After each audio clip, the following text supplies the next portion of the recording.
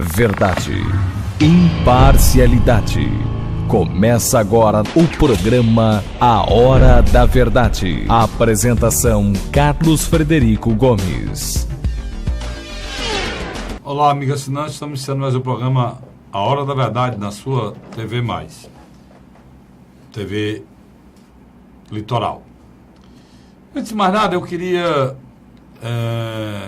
infelizmente, replicar o que eu digo sempre aqui, que eu não sei mais nem se esse momento é o momento mais difícil em que o nosso país vive.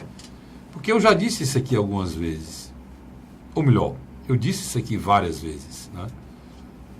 Porque esse momento é um momento em que o povo brasileiro vive, coincidentemente, nós vivemos essa semana do feriadão de 7 de setembro, em alusão a 195 anos de independência do Brasil de Portugal. Mas que, na realidade, essa alusão à Semana da Pátria, que a gente chamava, a gente, quando era menino, você estudou em colégio como eu, qualquer colégio, você sempre se preparava, se fosse da banda, você ia treinar lá na banda, se não fosse da banda, você ia marchar, né? A gente chamava marchar durante a semana, em alusão, em respeito ao nosso país, à nossa pátria. A gente desfilava e também assistia os desfiles cívicos da semana do 7 de setembro. Tudo isso traz para a gente uma desesperança, uma tristeza muito grande, pelo menos para mim. Porque o que está acontecendo no nosso país é que o cidadão brasileiro ele tá perdido. Ele não tem poder de reação mais contra o que existe. Ele não fica mais horrorizado com notícias ruins, porque são tantas que ele se acostumou. É como se o brasileiro estivesse anestesiado, né? sem poder de reação. As coisas estão acontecendo, ele está sendo operado o tempo todo, por tudo e por todos, sem poder fazer nada, porque não tem essa pessoa o menor poder de reação, porque ele está atônito. Por que é que o brasileiro não vai para a rua contra o Lula? Porque quem ficou no lugar do posto do Lula, da Dilma, foi uma pessoa que se mostrou muito pior do que estava lá. Então o cara que lutou para o impeachment, ele se sentiu traído. Porque o que veio depois foi igual ao pior. Mas esse foi um grande erro, porque o que veio depois era o mesmo do que estava antes. Fixe a figura do Gedel, que você vai entender o que eu estou querendo dizer. Gedel Vieira Lima é um político da Bahia. Ele foi ministro do Lula. Certo? Certo. Mas foi também presidente da Caixa Econômica no tempo da Dilma. Deve ser por isso que acharam tanto dinheiro lá na casa dele. 52 milhões dentro de um apartamento. É terrível, né? Aquela cena, aquilo ali destrói qualquer pensamento de você achar que esse país tem algum jeito. Pois é. Gedel Vieira Lima saiu agora há poucos dias da chefia de gabinete do presidente da República. Chefe da Casa Civil, chefe da gabinete, coisa desse tipo, presidente da República. Então, a política brasileira, ela é feita sem partido, sem ideologia, sem algum altruísmo ou vontade de servir, seja a quem for. A política brasileira é exercida no sentido do poder, mas principalmente do enriquecimento ilícito, da grana. E é muito triste para um político sério que está no meio desse aranzel aí de corrupção, onde ele chegar, que disser, no momento que ele disser que tem mandato, depois daquelas cenas, daquele dinheiro, ele vai receber a repulsa da população inteira pelo simples fato de ele ser político, sem poder ser nem avaliado. Vivemos um dos piores momentos da história do Brasil. Infelizmente, ou coincidentemente, na Semana da Pátria, na semana que a gente comemora o 7 de setembro, a independência do Brasil. E constatamos que nós não somos independentes de nada. Muito pelo contrário, nós somos uma colônia de exploração dos poderosos que compram, muitas vezes, com o nosso próprio dinheiro, as nossas instituições. Nós temos um Congresso totalmente degradado, dito não por mim, dito por os irmãos bandidos Batista, que eu falei tanto aqui, e agora veio à tona no reconhecimento do senhor Janot do que a gente falava aqui há 2 meses. Você que acompanha o programa Hora da Verdade. Os irmãos Batista, nas gravações que saíram agora sobre esse assunto, eles falaram que o Congresso já está lascado e que eles tinham que resolver, o Executivo já estava baleado, né? E que no Supremo o Zé, né? O português é espetacular, são analfabetos de pai e mãe, quem estava naquela conversa lá. O Zé tem 5 ministros. O Zé tem 5 ministros na mão dele. E cito nomes. E vai mais. Insinua nesse papo até lances românticos entre o ministro do tribunal e o Zé. Destruindo qualquer credibilidade da já combalida justiça brasileira. Você agora não confia mais na Procuradoria-Geral da República, porque o senhor Rodrigo Janot deu uma espécie de uma inimputabilidade a esses marginais, e todo mundo falou que estava errado. E ele mesmo assim manteve e defendeu, e foi à televisão para defender essa inimputabilidade, essa possibilidade de eles serem intocáveis, eles são hoje, dada pela justiça brasileira para aqueles marginais que se referiam ao próprio procurador e um procurador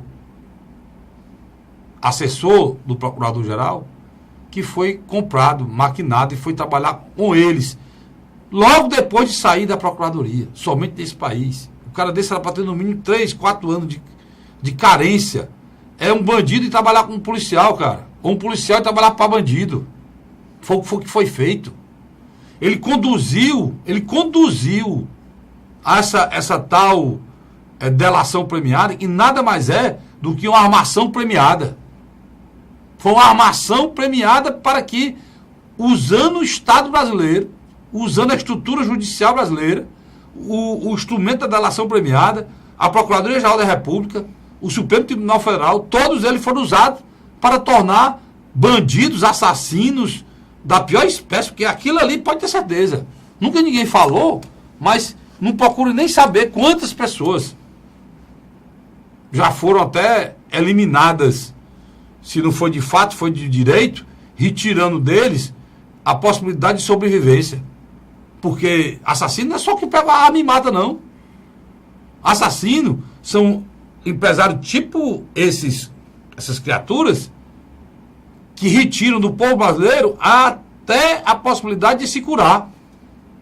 Eu vou lhe dar um exemplo. O BNDES prestou 40, 50 bilhões a esses vagabundos, com juro que só existe no Brasil, diante do que a gente paga, para eles fazerem a fortuna, a mega fortuna que eles têm. Enquanto isso, uma ambulância lá em Natal passa 2 dias esperando, a maca voltar, porque o paciente que ela deixou lá está num corredor do hospital, sem ser atendido, sem ir para o leito, e não tem onde ficar, senão fica no chão. E fica na maca da ambulância, porque o Brasil não tem dinheiro para isso. criaturas como esses irmãos batistas são pessoas, indivíduos nefastos, covardes, sem escrúpulos, que deveriam estar presos. O senhor Genô era para ter feito como fez o Moro. E o promotor que pediu a prisão do Marcelo Odebrecht botou na cadeia. E depois de botar na cadeia, se ele quer falar, fale. Mas foi para cadeia. Não, porque eu não posso aqui fazer ilações dizendo que esse rapaz é intocável e não poderia ser preso, porque tinha contatos com a justiça. Eu não posso fazer. Mas todo mundo pensa isso. Por que eu vou aceitar um acordo esdrúxulo, um acordo imoral como esse, em que o cidadão que pegaria 250 anos de cadeia, se fosse somar as penas que ele incorreu, se tornar inimputável pela própria justiça brasileira, em nome de uma prisão do presidente, em nome da prisão do Aécio, que nenhum dos dois foram presos. Em nome do afastamento do presidente, a prisão do Aécio, nem o presidente foi afastado e nem o Aécio foi preso. A única coisa que se viu essa delação, e eu disse isso aqui muitas vezes, você é minha testemunha, foi tornar o senhor Joesley Batista e seu irmão inimputáveis. O menor, pronto. Eles tornaram-se menor, que não pode ser nem preso nem apreendido. Eles nem denunciados podem. Pior do que o menor. Nem denunciados eles foram pela justiça brasileira. Como o que eu entendo e aconteceu, me perdoe aí, uma instituição que eu tenho o maior apreço com o Ministério Público dos Procuradores, mas o que eu deduzi dessa história toda é que a própria procuradora Raquel Dodge, ela iria desfazer esse acordo. Iria fazer o que o Genô fez. Antes que ela fizesse, antes que ela botasse o dedo nessa imoralidade, ele fez. E para depois relatar que ninguém está acima da lei. Os senhores batistas estavam acima da lei. Estão ainda. Estão acima da lei. Porque, na realidade, a delação premiada, a colaboração premiada, seja lá como você queira chamar, a delação, colaboração, o Instituto foi criado no Brasil, copiando o Instituto americano, que já estão destruindo o que lá é perfeito aqui no Brasil, já está sendo destruído. O Instituto da Colaboração Premiada, ele foi desmoralizado desse processo. Você sabe por quê? Porque ele foi usado por bandido para conseguir a liberdade. Quando quem é o chefe de todos, quem manda em todos, na verdade, é quem delatou. Os verdadeiros mandantes desse país são os irmãos Batista.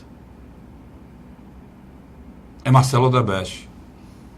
É Léo Pinheiro. Esses que mandam no Brasil. Quando o meu filho me procura, pequeno, com 4, 5 anos, e me pede dinheiro para poder ir para o shopping, eu lá no shopping me pede dinheiro para poder comprar uma ficha para jogar um videogame, eu digo, olha, compra essas 3 e só essas. Quer dizer, eu mando. Ou então, tá aqui, compre quantas você quiser. Eu mando. Eu estou dando dinheiro. Até meu filho velho, meu filho casado, que tem uma dificuldade, quer fazer uma coisa e me pede um recurso para poder fazer, eu digo, olha, vamos supor, fazer suas compras para casa, está com dificuldade. Se eu dou o recurso para o meu filho, sei quem for, um primo, um sobrinho, para fazer uma compra, eu digo, olha, compra essencial e não compre supérfluo. Eu determinei, eu dei o dinheiro. Assim funciona, meu irmão. Quem dá o dinheiro é quem manda. E quem manda nesse país é quem dá dinheiro.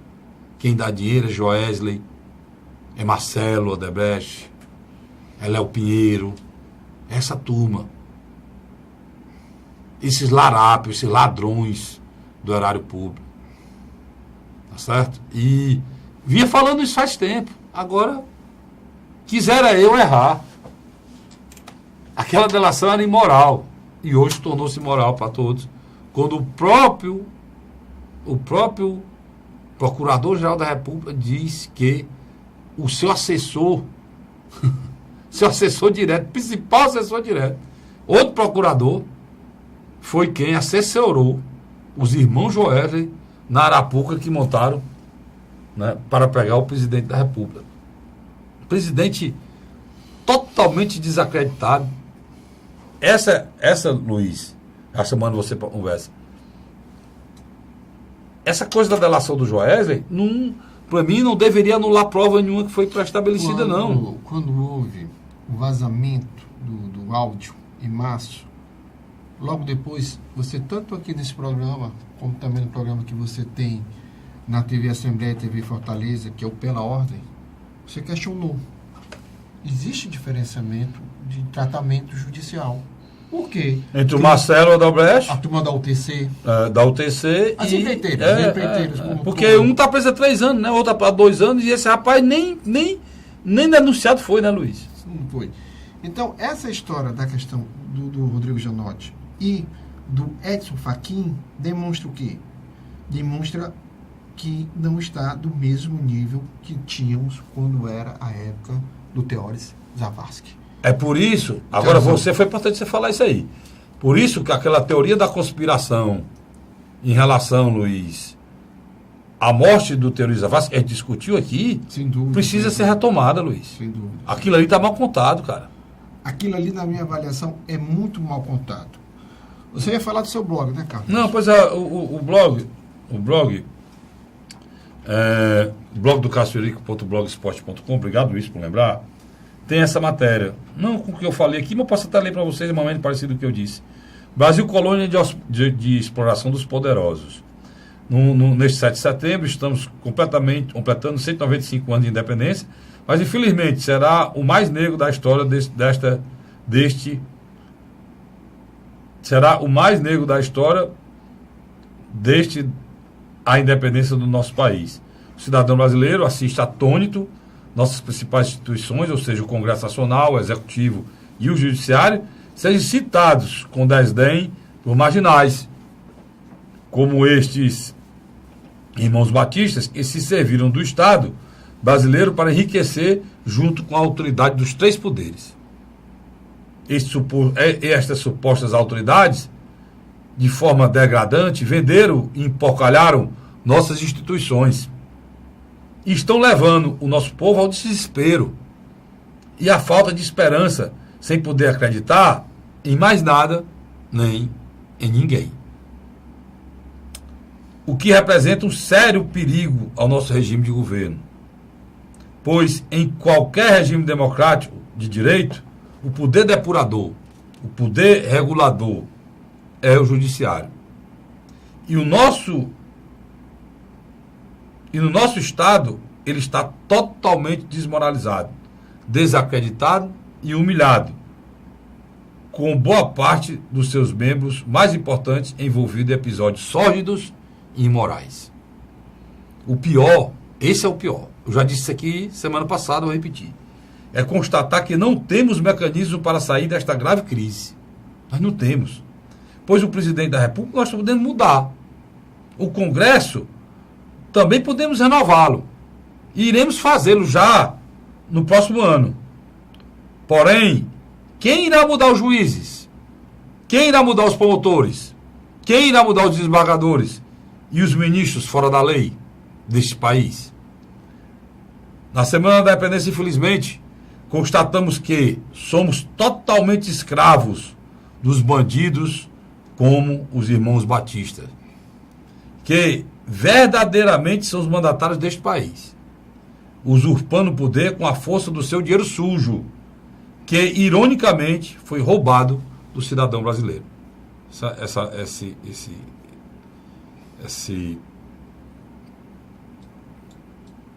matéria está no blog do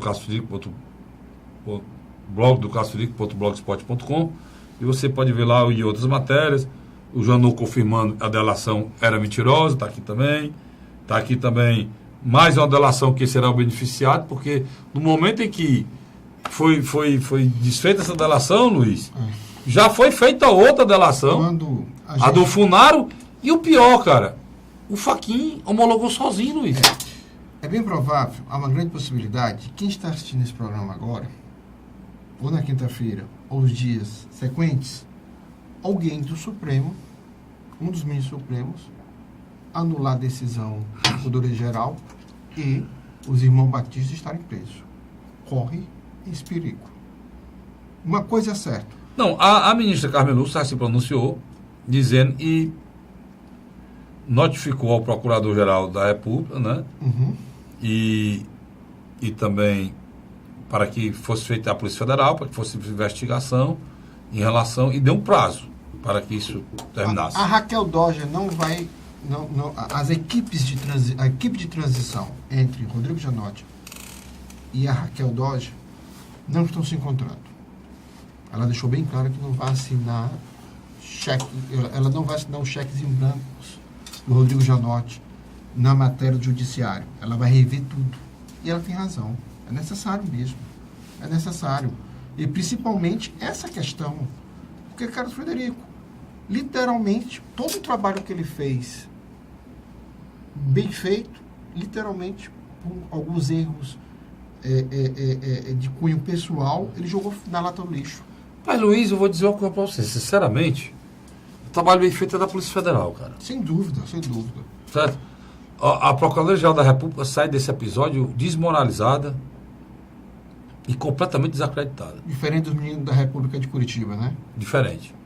Eu estou falando do Procurador-Geral da República, não falando do Ministério Público como um todo, não. Estou falando das atitudes do Procurador-Geral da República e são inerentes, principalmente, às pessoas que têm mandato. Sem né? dúvida, sem dúvida. Porque os procuradores do Ministério Público normal, lá de Curitiba, eles é que fizeram o trabalho prendendo os empresários e tal. Agora, no momento em que o Procurador-Geral da República foi chamado para fazer uma delação premiada, aconteceu essa lambança toda aí. E o senhor Fachin, mais uma vez, errou. Porque eu disse aqui, você é testemunha disso, várias vezes. Por que é que ele não pegou a delação dos irmãos Batista e colocou para o colegiado decidir? Vamos só e ele fez de novo agora com o Funaro. O que você não sabe? Funaro? Funaro era assessor praticamente do PMDB. E era operador do PMDB e principalmente do Cunha. É o lobista. É o lobista que ele... Literalmente tem tudo. Quando uma pessoa o ameaçava, ele ameaçava com morte. Tem vários relatos dele ameaçando com morte da pessoa que o ameaçava e a da família dessa pessoa, Luiz. Se não pagasse... Esse bandido é que está sendo beneficiado de novo por essa história dessa delação premiada. E para mim já passou do limite, já está enchendo o saco. Já. Frederico, vamos dar aqui um exemplo simples. Você me empresta um dinheiro, eu não lhe pago, você manda alguém lá e me cobrar. O Funaro se vê nesse motivo. Se o empresário não estivesse pagando a cota que o PMDB tinha interesse, era quem fazia a cobrança. Ele fazia a cobrança. De forma ameaçadora. Sem dúvida, sem dúvida. Era o punho do Eduardo Cunha, do Michel Temer e entre outros mais do PMDB. Você acha que vai atingir muita gente do PMDB essa delação? Mas vamos aqui só recapitular aqui para o telespectador. A questão do Lava Jato de Curitiba, existe um fórum lá. Qual o fórum? Se você não tem mandato, ou está no mandato, ou fórum privilegiado, o que acontece? Você não pode ser julgado para lá, tem que ser remetido para onde, Carlos Frederico? É para Brasília. Para o Supremo. Para o Supremo. E lá no Supremo, o Ministério Público é o Procurador-Geral da República. Por isso, a delação foi feita, porque, inclusive, na delação do senhor Joel, envolvia o presidente da República e o senador da República. Por isso foi feita pela Procuradoria-Geral da República. Logo depois da morte, isso eu quero chamar a atenção, logo depois da morte do Teori Zavascki. Que eu tenho para mim que o Teori Zavascki não aceitaria esse processo. Não tem ninguém falando, só quem falou até agora nisso fui eu hoje no meu programa de rádio, e nós estamos falando aqui, relembrando a morte do Teori Zavascki, que é preciso ser relembrada. Eu não acredito em acidente daquela morte, Luiz. Muito menos mesmo nesse país, várias autoridades já foram mortas. Muito menos. Coisa miúda. Você imagine um etacome desse, que agora está atingindo o Supremo Tribunal Federal. Que talvez teria sido atingido lá atrás, se o Teori Zavascki estivesse vivo. Agora, interessante. Porque ele não contemporizava nem mesmo com os próprios colegas. Agora, interessante, Frederico, que nós vamos terminar o primeiro bloco e nós não falamos ainda dos 51 milhões num dos apartamentos de Gedel Vieira e nem falamos da audiência entre Antônio Palocci e Moro. E nem falamos que o procurador, de uma forma até irresponsável, no mesmo dia, denunciou o presidente Lula, denunciou a Dilma e denunciou o PT. Que devia ter deixado isso para outro momento. 2 dias depois, 3 dias depois, né? Para dar tempo de se digerir a lambança feita por ele e Teori Zavascki. Aí ele, nesse mesmo instante, ele denuncia Edson Fachin. o Edson Fachin. Ele denuncia o Lula, a Dilma e várias figuras do PT, além também de já aprovar a delação do Funaro. Porque ele vai sair dia 17 e ele, logicamente, deve ser uma criatura insubstituível, né? Então tudo tem que ser feito até a hora que ele sair. Eu acho esse é o nosso grande problema, viu, Luiz? Sem dúvida. A falta de ética e essa vaidade exacerbada de membros do judiciário que deveriam ser justamente ao contrário disso. Justamente ao contrário disso. O que se quer do judiciário é serenidade, imparcialidade e respeito às leis e à justiça brasileira. Infelizmente, nós não vemos isso. Eu vou para um rápido intervalo e volto já já. Não sabe não. A Hora da Verdade.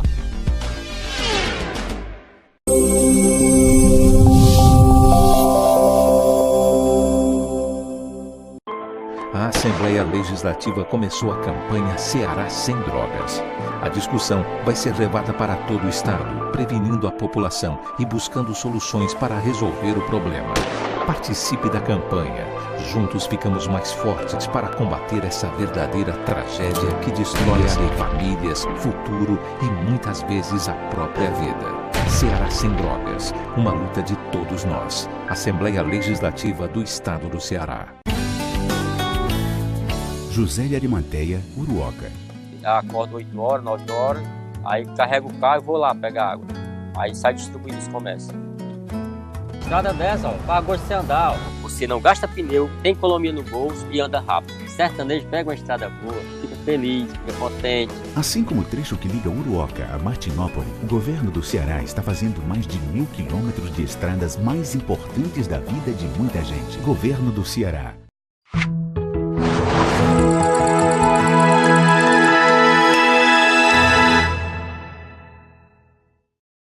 A Hora da Verdade. Estamos de volta agora com o segundo bloco do nosso programa A Hora da Verdade. E o Luiz, muito bem, no bloco anterior, lembrou que a gente não tinha falado. Mas se esse programa fosse de 6 horas, não dava para terminar o que eu queria falar aqui não, hoje não. Podia ser de 6 horas. Aquela imagem, Luiz, daquela cena, tu tem aí o teu... Mostra aí, a cena aí, daquele, não sei se dá para você pegar aqui, mas dá, a cena aí daquelas malas de dinheiro. Rapaz, 52 milhões, né, Luiz? Até a última contagem. Sabe qual é a cena mais emblemática? Pegaram quatro moças, botaram cada uma com a máquina de contar dinheiro, desde o dia que pegaram, passaram 2 dias com aquela máquina de contar dinheiro para poder fechar essa somatória.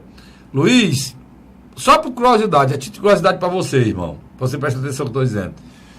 Se você colocar essa grana, que ela é toda desonesta, se ela está em mala dentro de coisa, é toda fruta de roubo. Esse roubo, ele está incluído já entre os 6 maiores roubos da humanidade. Que o quinto foi 19 milhões ou 18 milhões de dólares. Ele dá quase 20 milhões de dólares, né? Então, já é, né? Está entre os 10 maiores roubos da história da humanidade.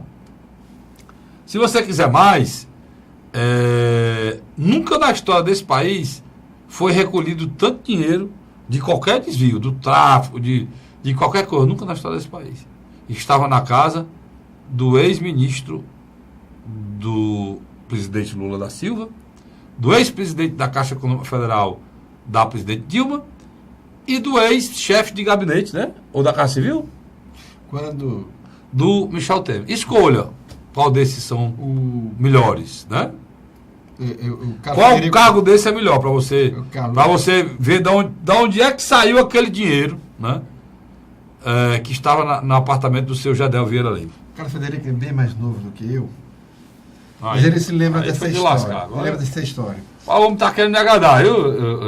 Tá querendo me agradar. Bem mais novo que você, né? Tá certo. Quando a gente chegava no canto, o cara dizia, ih, rapaz, já foi buscar mala preta. Ou então você aparecer com a mala preta e o cara dizia, ih, rapaz, tá com a mala preta. Aquela história que... Como é o nome daquelas bolsinhas que a tua mulher usa dentro da bolsa dela? Uma bolsinha dentro da bolsa? Necessaire, né? Necessaire. Pois estou dizendo que a mala do Flores lá é uma necessaire em relação na frente dessa ruma de dinheiro que foi recolhida aí. É imoral, cara. Olha, é imoral. O que mais me chama a atenção? O momento que a gente vive no nosso país hoje. Por exemplo, você estava na Assembleia Legislativa, eu estava na Câmara Municipal de Fortaleza, quando a gente começou a receber as imagens. As pessoas brincando, né? Mas depois, quando você entra nos blogs e nas páginas dos jornais, a gente tem uma dimensão... Na hora que eu vi a imagem, eu pensava que era brincadeira. Não, mas isso aqui... Não, acabaram de pegar... Eu pensava que era brincadeira. Quando eu vi as imagens, eu pensava que era brincadeira. Aí eu fui rápido para casa, aí eu entrei e vi nos blogs nosso grupo de radialistas, tinha muita matéria já, aí eu entrei na Veja, aí pronto. Aí quando a gente tomou conhecimento...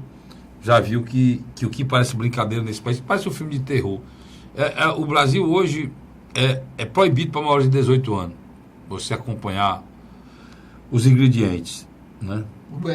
Você vê uma senadora, que eu não citei o nome aqui, que tinha um caso extraconjugal com um operador do PT. É um ministro de Estado, estão dizendo que tem um caso com um membro do Supremo Tribunal Federal. Rapaz, é dinheiro em caixa, em mala.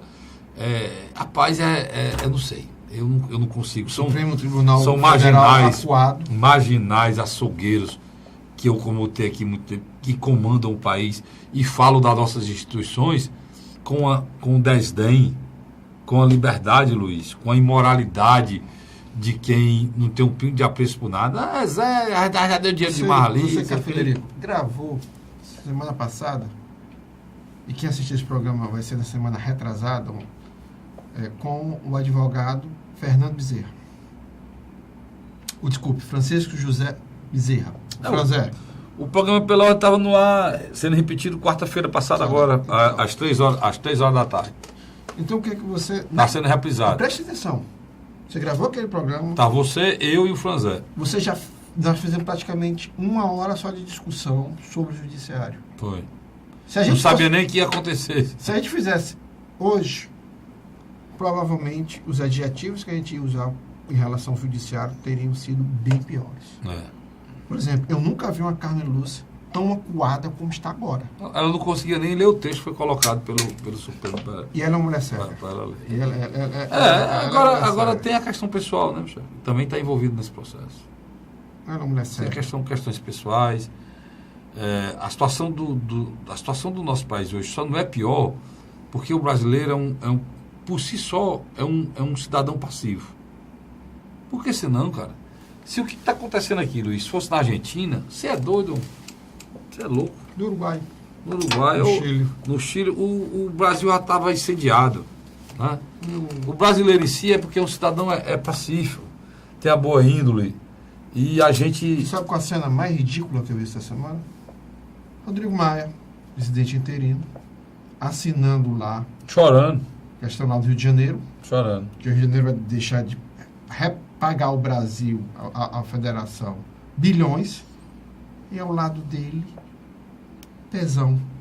Aquele cara era para estar algemado. Aí o Pezão elogiando, falando dentro do Michel, não sei o quê, e depois o Rodrigo Maia vai, assina e chora pela emoção de assinar. Deus, o Pezão era para estar preso. A renegociação da dívida. Pois agora não está. Agora o pior, Luiz, sabe? É que o que mais me revolta é que eles renegociaram dívida de quem assaltou e roubou um Estado. Estados como o Ceará, que cumpriram o dever deles, não tem nada do governo federal.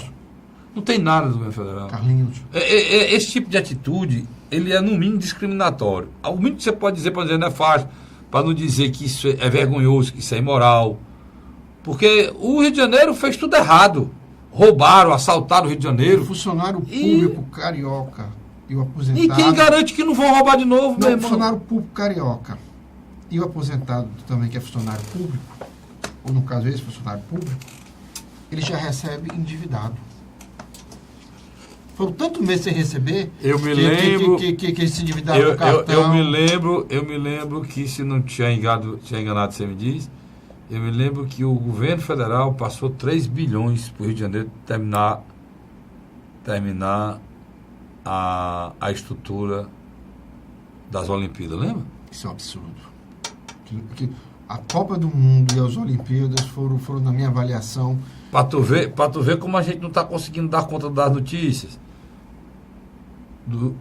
Enquanto tudo isso que a gente falou, A Polícia Federal... a Polícia Federal pegou o presidente do Comitê Olímpico Brasileiro e está lá há 4.000 anos, não sei nem quantos anos aquele homem está lá, o Nussmann, e ele foi depor porque ele intermediou o esquema de propinas, o Sérgio Cabral com o Lula, para poder trazer as Olimpíadas para o Brasil. E as Olimpíadas hoje, e era uma coisa que enaltecia o mundo, depois das Olimpíadas do Rio, passou a ser casa de polícia. Esse processo está sendo movido e foi iniciado lá na França, em Paris, e com a ajuda e a colaboração das autoridades francesas e brasileiras, se chegou ao Nussmann aqui no Brasil e a um presidente presidente do Comitê Olímpico de um país que na África tinha influência em relação aos outros, que fez com que vários outros recebessem essa grana,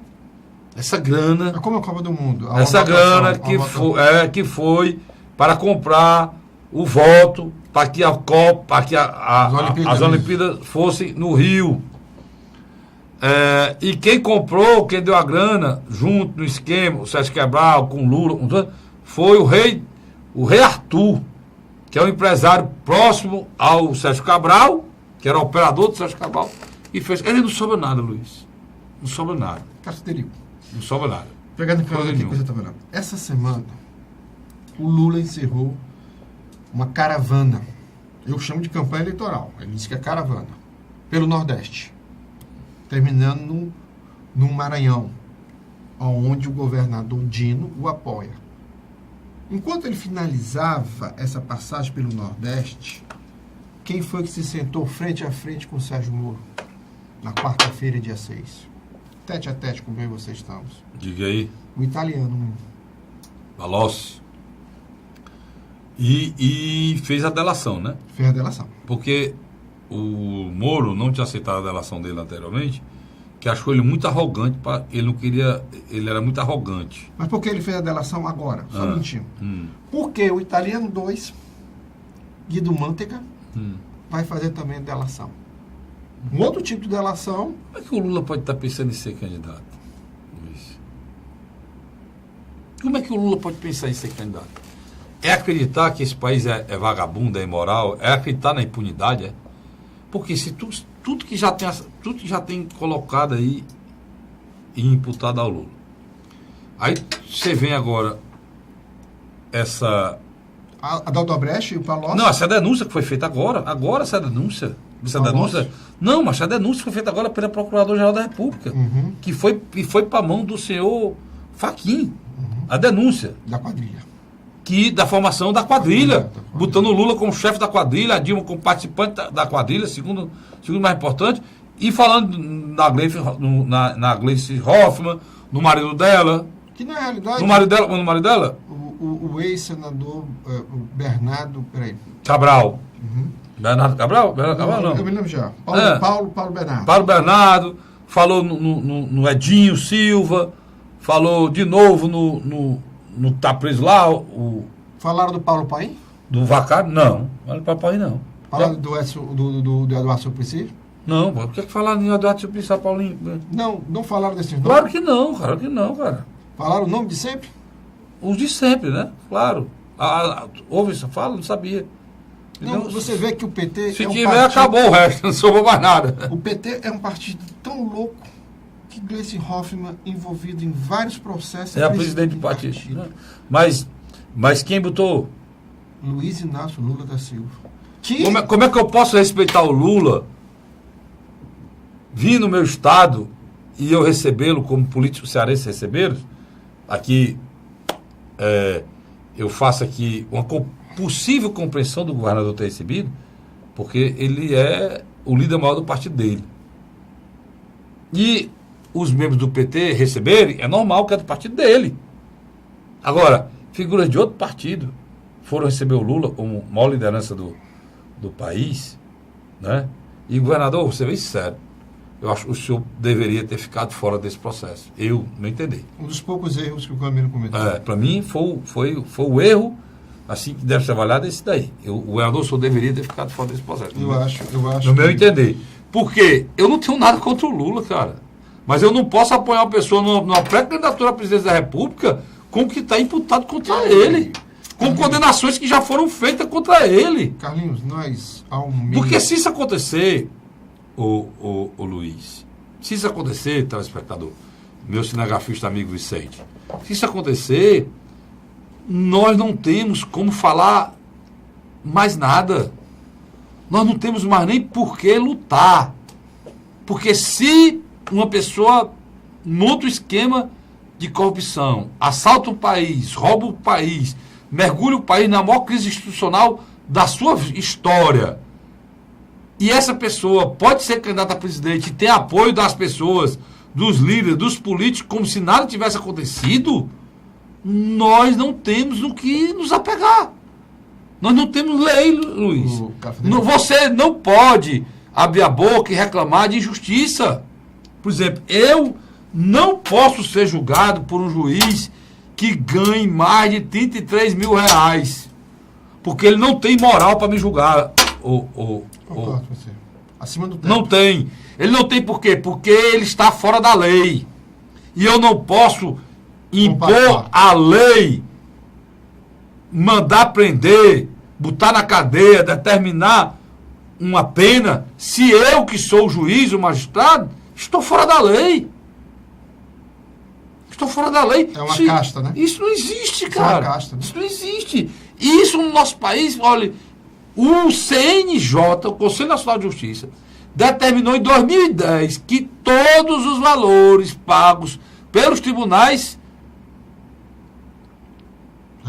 regionais de justiça passassem pela planilha do CNJ. Você sabe quando é que ele passou, Luiz? Nunca. Por quê? Porque eles mesmos não respeitam a justiça. A Carmen Lúcia recebeu... O Conselho Nacional de Justiça. Como é que a gente pode querer que esse país se passe alguma coisa limpa com uma situação dessa? A Carmen Lúcia estava numa reunião com desembargadores, promotores, juízes. E disse o quê? E aí eles começaram a reclamar que ela que não ia dar o aumento, né? Sim. No judiciário. Aí eles reclamaram, ela disse... Peraí. Você vai dizer depois do intervalo. Eu vou para o rápido intervalo, volto já. E o Luiz vai paradinho esperando o estátua aí. Vai dizer... Estátua, se mexe não, que você vai voltar já dizendo o que disse a ministra Carmen Lúcia. Sai daí não, volto já. A Hora da Verdade.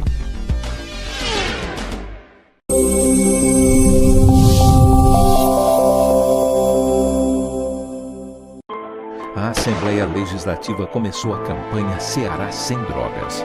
A discussão vai ser levada para todo o estado, prevenindo a população e buscando soluções para resolver o problema. Participe da campanha.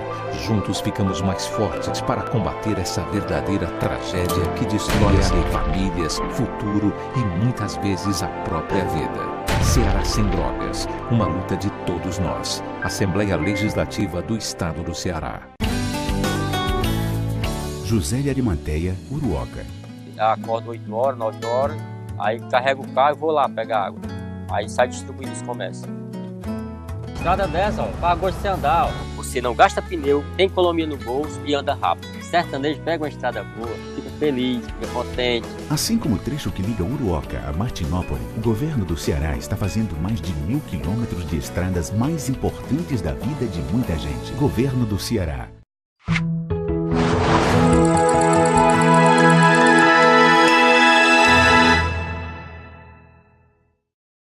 A Hora da Verdade.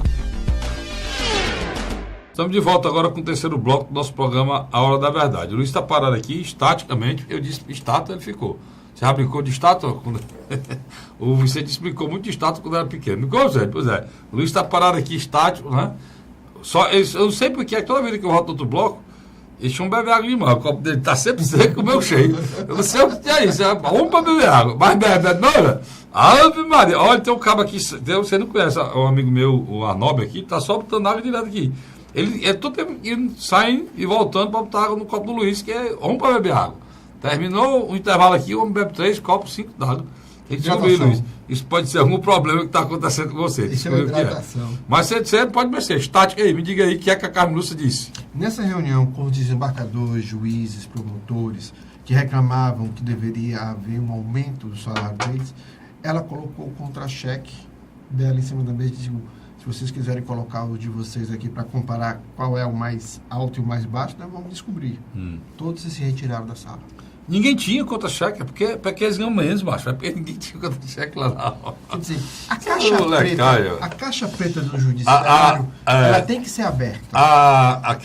Ela produz pouco. Aquela ex-ministra, desculpa, Luiz, só para completar, corroborar o teu raciocínio. Aquela ex-ministra do... Ela escreveu um artigo, né, alguns dias atrás. A Ângela... Acho que a Ângela Camon. Ela é ex-ministra do STJ, né? Foi corregedora no tempo E uma pessoa séria. Seríssima, né? E corregedora do tempo do Carlos Aires Brito. Que também era outro homem sério. Foi quem pediu para que o salário passasse pela planilha. Ela disse o seguinte, ela disse que isso vem desde 2010, nunca mudou. Nunca. E que os tribunais de São Paulo e do Rio de Janeiro são verdadeiras caixas pretas que são, ela disse claramente que são imorais. O que eles fazem lá nesse tribunal. São penduricais, Luiz, e você nem imagina.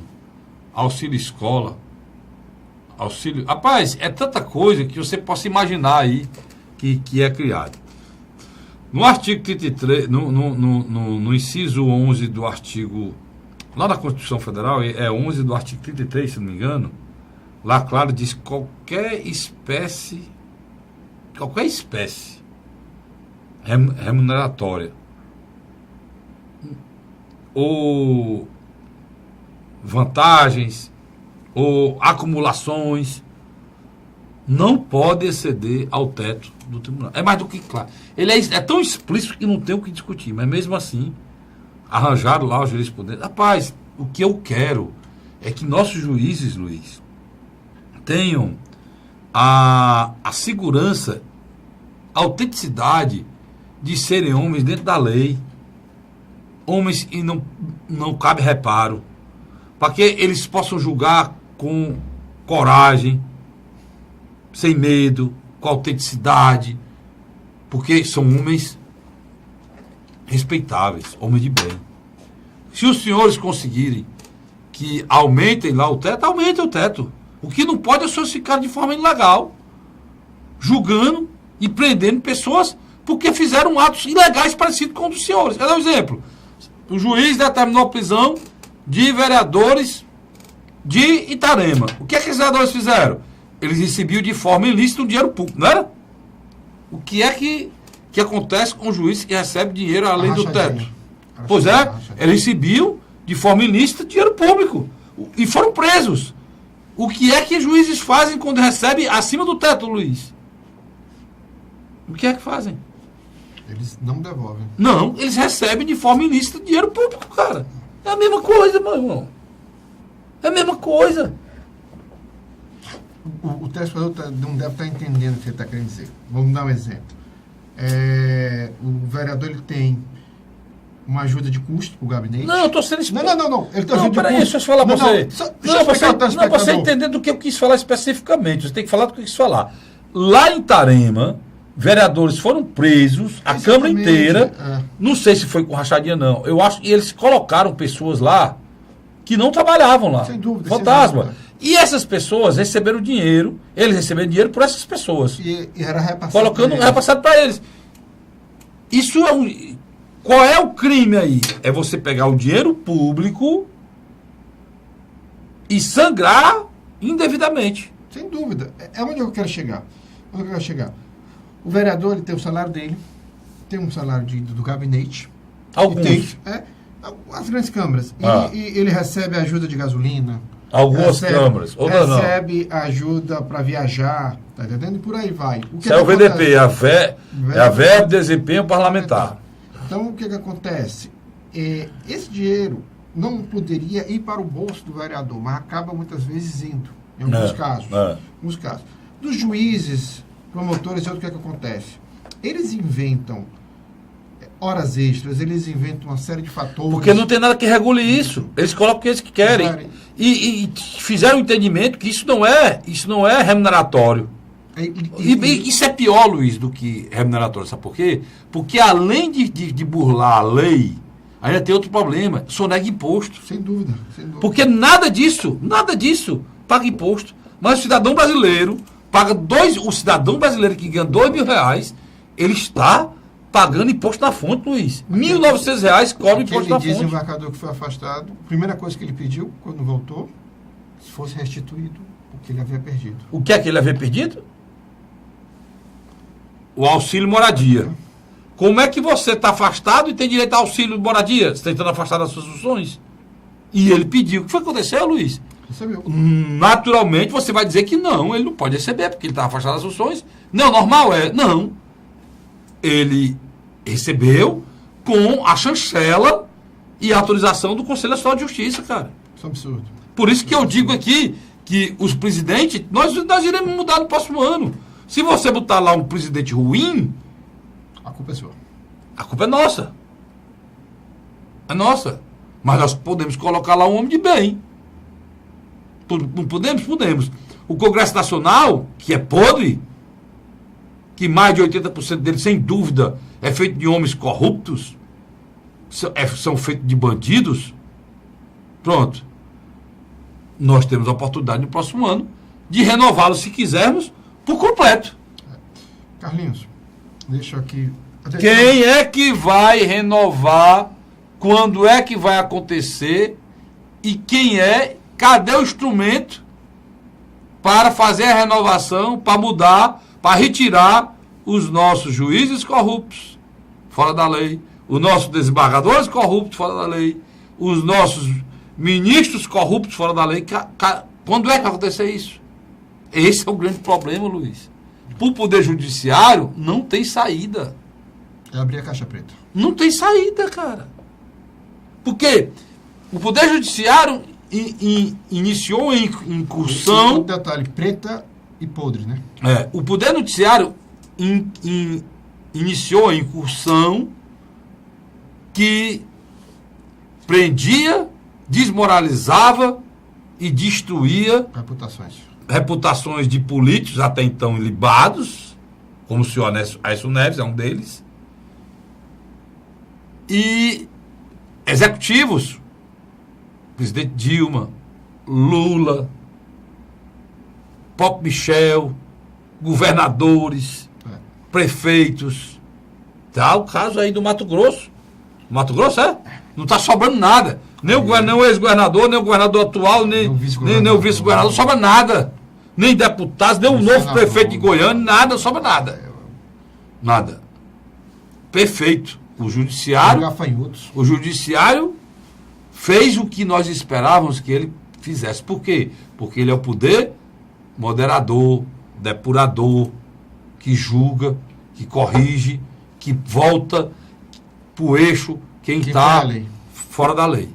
Perfeito. Perfeito. Agora, quando você ouve e vê o que o Gilmar Mendes está fazendo, quando você ouve... Solta barata. Quando ele solta barata. Lá, literalmente soltando barata, emporcalhando o mundo. Quando você vê uns marginais açougueiros falar naquele tom do Supremo Tribunal Federal, do meu país, cara, né? Do seu país. E com todo respeito aos açougueiros dos nossos bairros, que são homens que acordam de manhã cedo. Eu estou falando, não, tudo bem. Não, estou dizendo. O açougueiro aqui não é pejorativo. O que eu falo açougueiro, porque eles são bandidos. Bandidos, não, estou dizendo. Até... Eu me recuso a chamar aquelas criaturas,